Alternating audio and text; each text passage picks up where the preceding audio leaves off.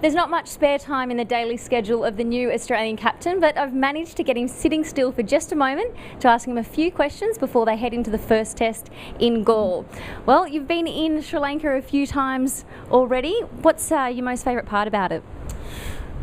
Look, Sri Lanka is certainly a different place. I think the most enjoyable thing for me is the different people. I love travelling the world and seeing the different cultures, but I think the one thing I love most about Sri Lanka are the people. They're so nice. They're always here to help. They love their cricket, which is a bonus, being here on a cricket tour. But, you know, if I wasn't playing cricket here, I'd certainly come back for a holiday. It's a very nice place. What's the difference between playing in Sri Lanka compared to playing anywhere else in the world?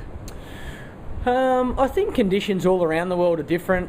From the pitches you play on, the grounds are rock hard compared to, I guess, back in Australia. You know, you see where we sit here on the beach, there's not too many hotels, I guess, around the world that you actually ride on the water, you know, as part of a cricket tour. So there's so many parts of Sri Lanka that are so different to anywhere else in the world. I think their food is really nice, but again, a lot different to what we get back home.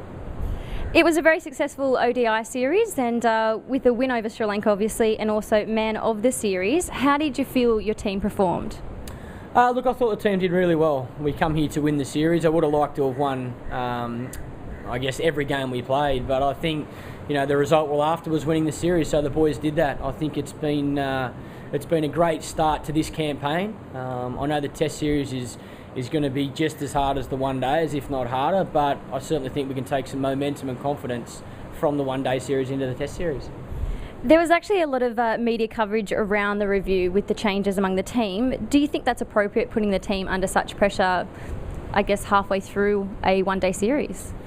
There's probably no right time, to be honest. As we spoke about as a group, I guess it's always going to be some sort of a distraction, but it was up to us to determine how big of a distraction it was going to be. And, you know, we had a really good open meeting with the players where the guys had the opportunity to say what they feel and ask whatever questions they had. But I made it clear to the boys that once we left that team meeting, I didn't want it spoken about, and I certainly didn't want it to become a big distraction. So, you know, full credit to the boys. I think they handled themselves really well. I think it showed a lot of character the way we played after, obviously, the findings of the review coming out, and then to be able to go, you know, the day later and win the series shows true character. And yeah, look, I think we've handled it really well.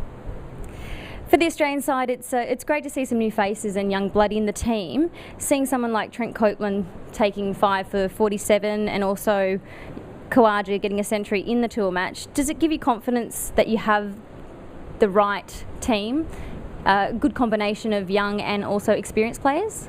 Yeah, I think it does. I think it's great to see new guys come in and do well. It's obviously the hardest time of your career when you first start.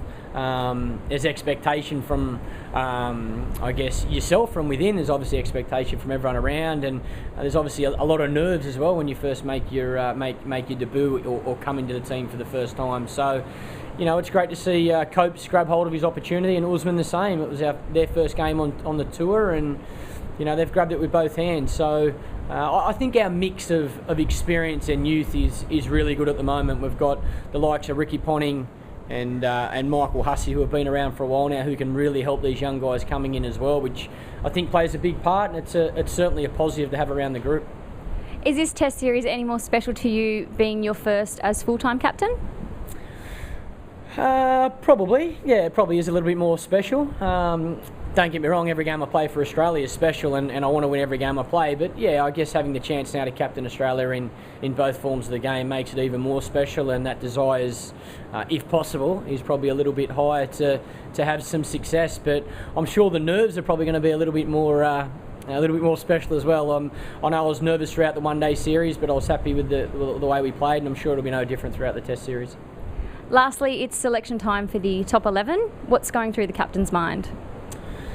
A lot of questions, I guess, and not too many answers. No, look, I think we've, you know, the practice game was good, like I say, to give guys an opportunity.